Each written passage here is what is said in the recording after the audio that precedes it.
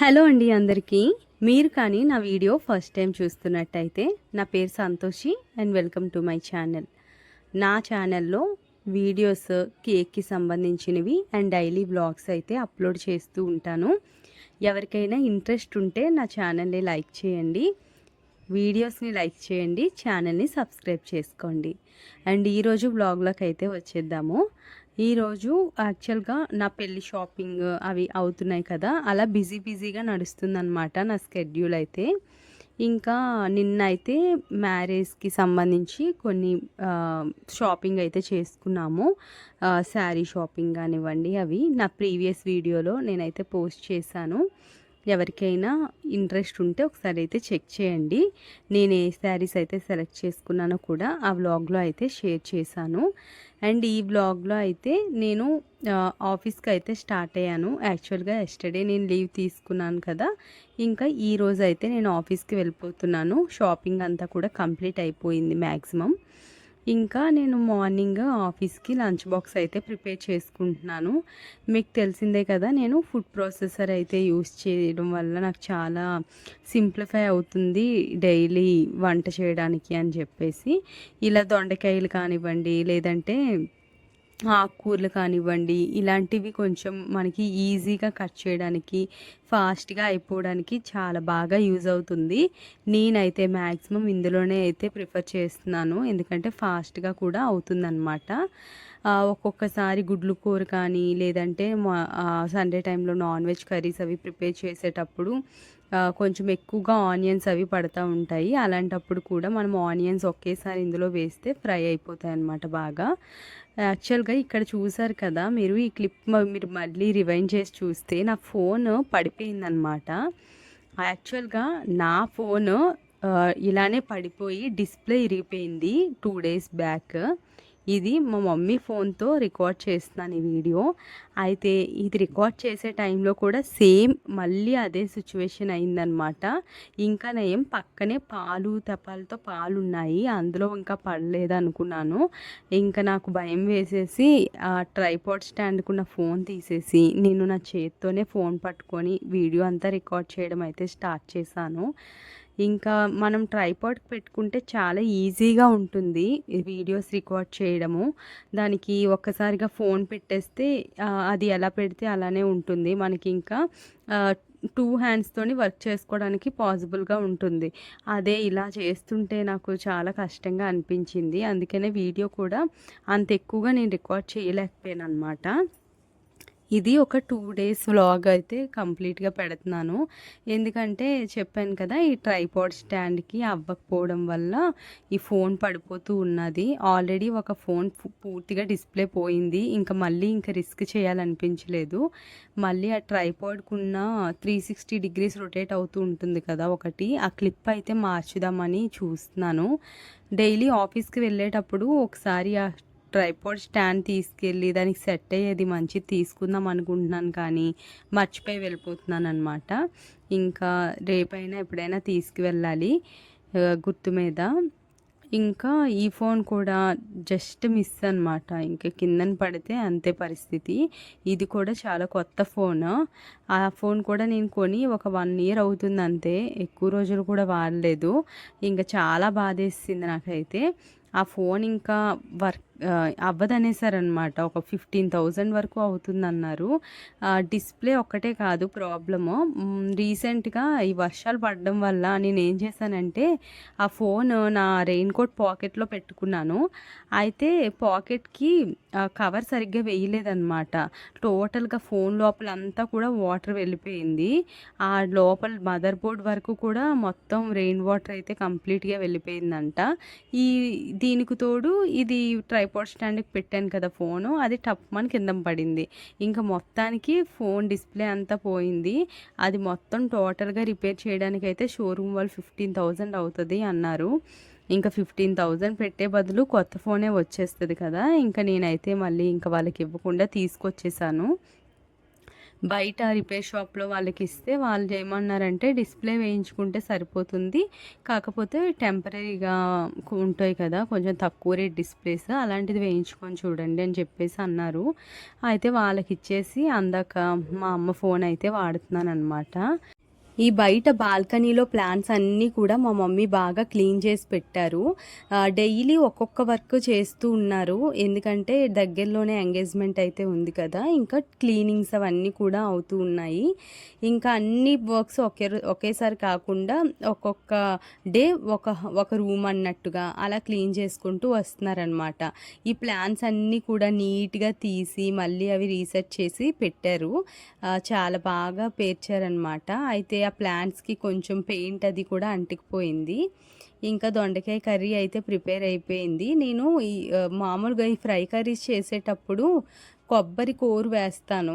ఈసారి ఏంటో నా మైండ్ ఎక్కడుందో నాకు అర్థం కాలేదు. ఈ ఫోన్ పోయిందని పిచ్చిలోనో లేకపోతే ఏంటో ఏం చేస్తున్నానో కూడా నాకు అర్థం కావట్లేదనమాట. ఇంకా రైస్ పెట్టాను, దొండకాయ ఫ్రై చేస్తాను కానీ చారు కూడా పెట్టడం మర్చిపోయాను. రసం లేకుండా ఎలా తింటాం చెప్పండి ఫ్రై కర్రీస్ కష్టం కదా! ఇంక నేను చారు కూడా పెట్టుకోలేదు. ఇంకా ఆ కర్రీయే కట్టుకొని రసం వాళ్ళని పెట్టుకోమని చెప్పి నేనైతే ఆఫీస్‌కి బయలుదేరి వచ్చేసాననమాట. ఇంకా ఆఫీస్‌కొచ్చిన తర్వాత నేను హాట్ వాటర్ అయితే పెట్టుకుంటున్నాను.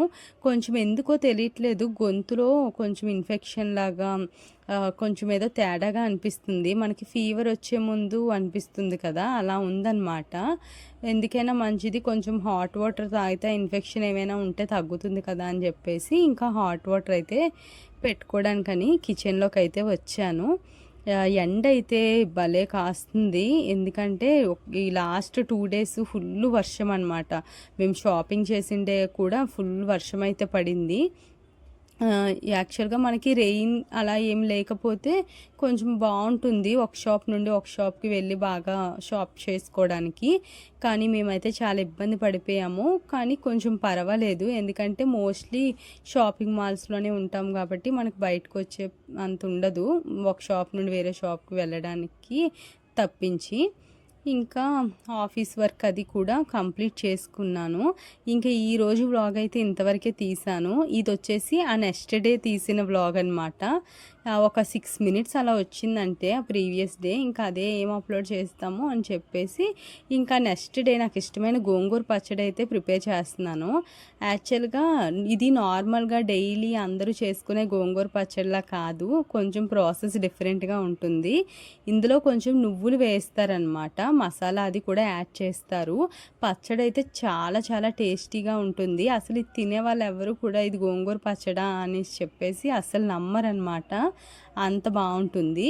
నార్మల్గా గోంగూర చాలా పుల్లగా ఉంటుంది కదా, గోంగూర పచ్చడి కానివ్వండి, నాకు అంత పుల్లగా ఉంటే తినాలనిపించింది అనమాట. నేను గోంగూర పచ్చడి కూడా అస్సలు తినను. ఒకవేళ తిన్నా సరే నార్మల్ ప్లెయిన్ అన్నంలో చాలా తక్కువ గోంగూర వేసుకొని అన్నం ఎక్కువగా కలుపుకొని చప్పచప్పగా తింటానన్నమాట. కానీ ఈ పచ్చడి మాత్రం చాలా ఎక్కువ వేసుకొని తినాలనిపిస్తుంది. అంత టేస్టీగా ఉంటుంది. కానీ పులుపు కూడా అసలు ఉండదు. ఆ ముందు రోజు గోంగూర తెచ్చాను. అయితే అది పప్పు కందిపప్పు అయిపోయింది. అందుకని చెప్పేసి మా అక్క పచ్చడి చేసేసింది. ఆ పచ్చడి అండ్ ఇంకొక కొంచెం ఉడకపెట్టి ఫ్రిడ్జ్‌లో పెట్టేసామన్నమాట. ఆ 2 కూడా మళ్ళీ మిగిలిపోయి వేస్ట్ అయిపోతాయి. ఈరోజు ఇంట్లో వండుకోవడానికి కూడా కూరగాయలు ఏమీ లేవు. అంతా ఖాళీ అయిపోయింది ఫ్రిడ్జ్ అంతా కూడా. అందుకని ఇంకా ఈ గోంగూర ఒక్కటే కనిపించింది. దీంతో పచ్చడి చేసేద్దామని చెప్పేసి ఫస్ట్ నువ్వులు, జీలకర్ర, ఎండుమిరపకాయలు ఒక 10-12 వరకు కూడా పడతాయి. ఒక రూ. 10 గోంగూర అయితే. కారం కొంచెం ఎక్కువగానే పడతది. ఎందుకంటే గోంగూరకి కారం లేకపోతే అసలు సెట్ అవ్వదనమాట. ఇంకా ఈ 3 కూడా వేపేసుకొని నేను ఫ్యాన్ కింద పెట్టేశాను చల్లారుతాయని. ఈలోపు నేను లోపల టీ పెడుతున్నాననమాట. నా డైలీ వర్క్స్ అన్నీ కూడా రిపీటెడ్‌గా ఒకటే ప్రాసెస్‌లో అయితే ఉంటాయండి.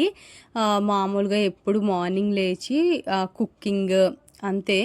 మార్నింగ్ నా బాక్స్ ప్రిపేర్ చేసుకొని ఇంట్లో వాళ్ళకి కూడా లంచ్ అది రెడీ పెట్టేసి నేను ఇంక ఆఫీస్‌కి అయితే వెళ్ళిపోతాను. ఇంకేం వర్క్స్ అయితే నేను చెయ్యను. నేను రెడీ అయ్యి బాక్స్ ప్రిపేర్ చేసుకొని వెళ్ళడం వరకే.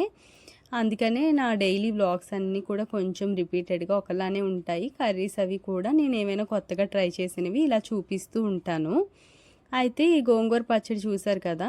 ఎంతవరకు వచ్చిందంటే అది మిక్సీ పడుతున్నాను. అది చల్లారిపోయిన తర్వాత ఫస్ట్ నువ్వులన్నీ కూడా మంచిగా మెత్తగా గ్రైండ్ అవ్వాలి. అప్పుడు మనం గోంగూరనైతే యాడ్ చేయాలి. గోంగూరని ఫస్ట్ ముందు మెత్తగా మనము ఉడకపెట్టేసి అది కూడా చల్లారిన తర్వాత ఈ నువ్వులన్నీ కూడా మనం మిక్సీలో మంచిగా మెత్తగా అయిన తర్వాత ఈ గోంగూరని యాడ్ చేసుకోవాలి. లేదంటే నువ్వులు బాగా నలగవన్నమాట.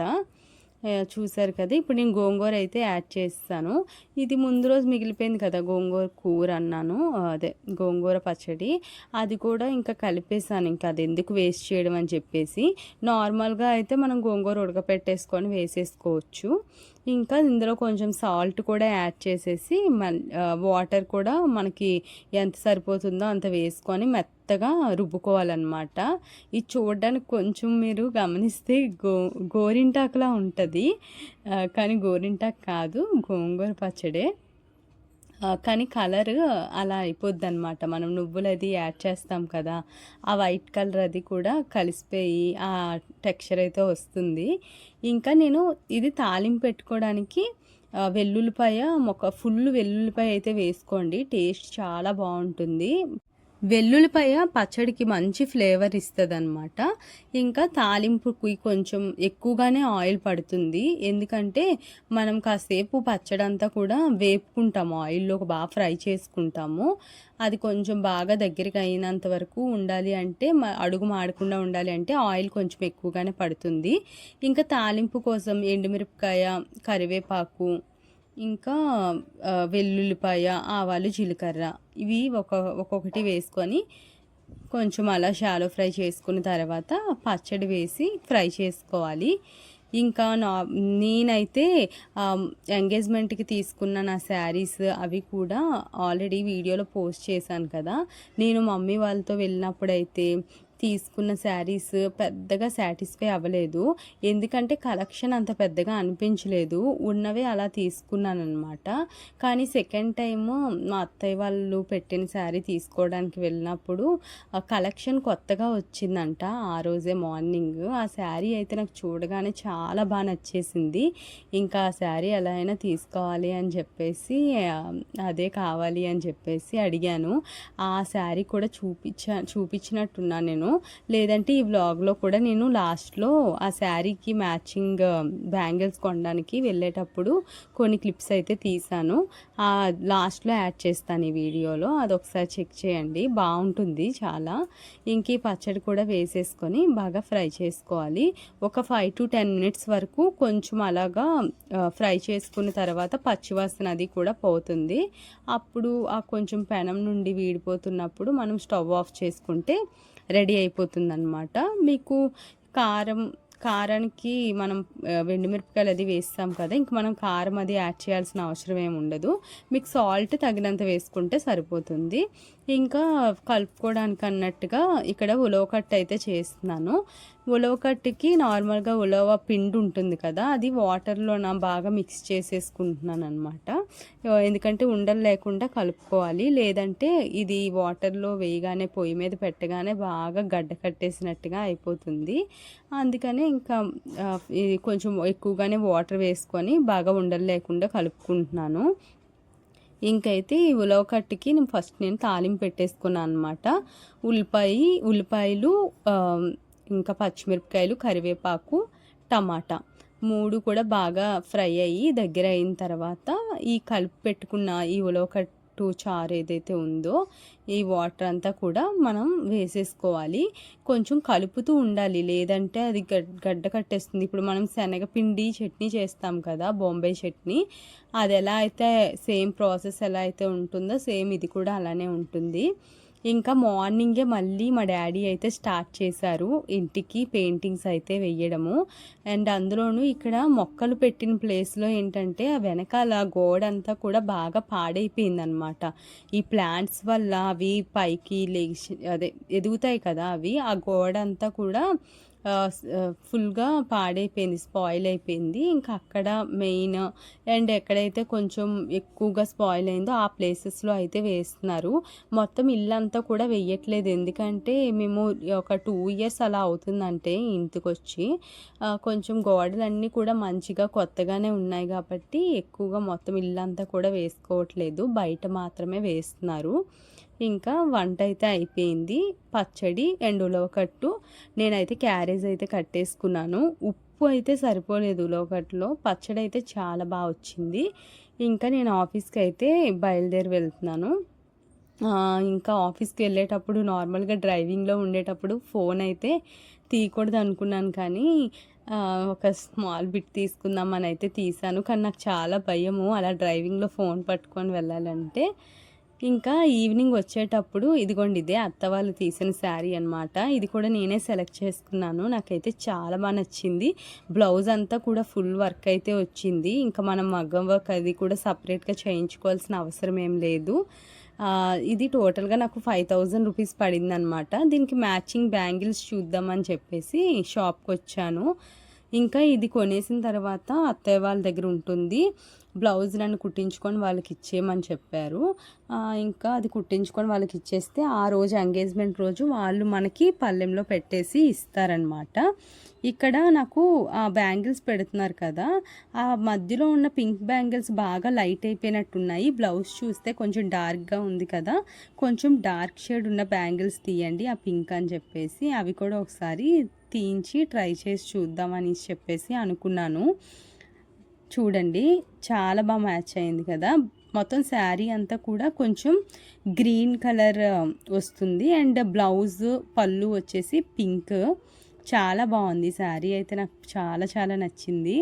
ఇంకా ఆ ప్రైస్లో రావడం అంటే నాకు చాలా వర్త్ అనిపించింది. ఇంకా నేను ఆ పింక్ కలర్ కొంచెం డార్క్ షేడ్ తీయమన్నాను కదా, అవి తీశారు కానీ నాకు అస్సలు నచ్చలేదు. ఆ ప్రీవియస్ పెట్టినవే తీసేసుకున్నాను. ఇంకా కొన్ని నెక్ సెట్స్ అవి కూడా చూద్దామని చెప్పేసి ట్రై చేశాను, కానీ నాకు ఏమంత పెద్దగా నచ్చలేదు. అండ్ గోల్డ్ పెట్టుకుంటేనే బాగుంటుంది కదా అనిపించింది, కానీ ఏదైనా ఒక సెట్ తీసుకొని పెట్టుకుంటే వేరే ఏవైనా శారీస్ మీదకి బాగుంటుంది కదా అని చెప్పి చూద్దాం అనుకున్నాను, కానీ ఏమీ తీసుకోలేదు, జస్ట్ చూసి అయితే వదిలేసాను. నెక్స్ట్ తర్వాత తీసుకుందాం అనుకున్నాను. ఇంకా ఈ రోజుతో ఈ వ్లాగ్ అయితే ఎండ్ చేస్తున్నాను. మీకు కానీ నచ్చినట్టయితే ప్లీజ్ లైక్ చేసి ఛానల్ని సబ్స్క్రైబ్ చేసుకోండి. ఇంకా నా పెళ్ళికి సంబంధించిన వీడియోస్ కానివ్వండి అవి కూడా షేర్ చేస్తూ ఉంటాను, అండ్ నా ఛానల్ని సపోర్ట్ చేస్తారని అయితే కోరుకుంటున్నాను. Thank you for watching, take care, bye bye.